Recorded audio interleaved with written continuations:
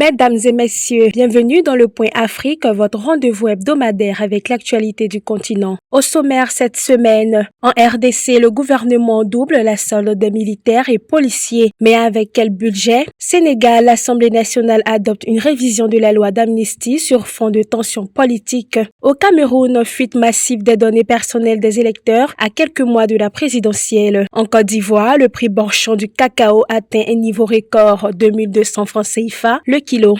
En République démocratique du Congo, le gouvernement a procédé au doublement des salaires des militaires et des policiers, effectifs depuis le paiement du mois de mars 2025. Une mesure saluée comme historique par le ministre des Finances Doudou Famba, qui entend valoriser le rôle crucial des forces de sécurité dans un contexte marqué par les violences persistantes dans l'est du pays. Mais cette annonce soulève de nombreuses interrogations. Selon les chiffres de la Banque centrale, l'enveloppe salariale des forces armées congolaises était estimée à 400 millions de dollars fin 2024. Avec ce doublement, elle pourrait atteindre près de 800 millions de dollars d'ici la fin de l'année. Dans un pays dont le budget reste sous forte contrainte, avec une économie fragilisée par les conflits et les difficultés structurelles. L'Assemblée nationale du Sénégal a voté à 126 voix pour la révision de la loi d'amnistie relative aux violences politiques survenues ces 3 dernières années. Ces événements marqués par des manifestations massives et souvent violemment réprimées ont fait au moins 65 morts selon plusieurs organisations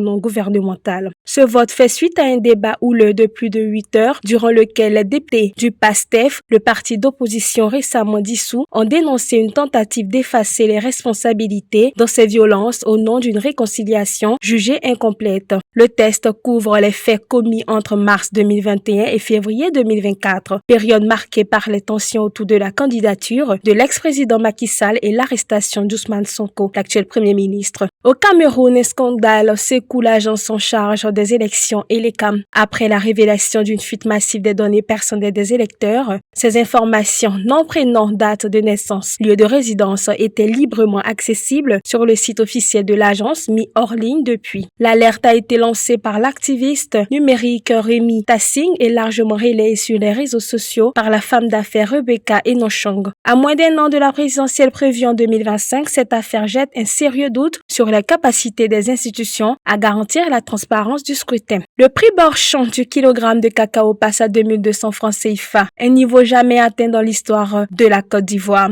L'annonce a été faite par le ministre de l'Agriculture Kobenan Kwasi Adjoumani à l'occasion du lancement officiel de la campagne intermédiaire 2024-2025. Cette hausse spectaculaire de 22,2% par rapport au prix de septembre 2024, soit 1800 francs CFA, elle-même une progression significative par rapport à l'année 2023, 1000 francs CFA. Merci de nous avoir suivis dans ce nouveau numéro du Point Afrique. Restez connectés sur nos réseaux sociaux pour ne rien manquer de l'actualité africaine. À la semaine prochaine.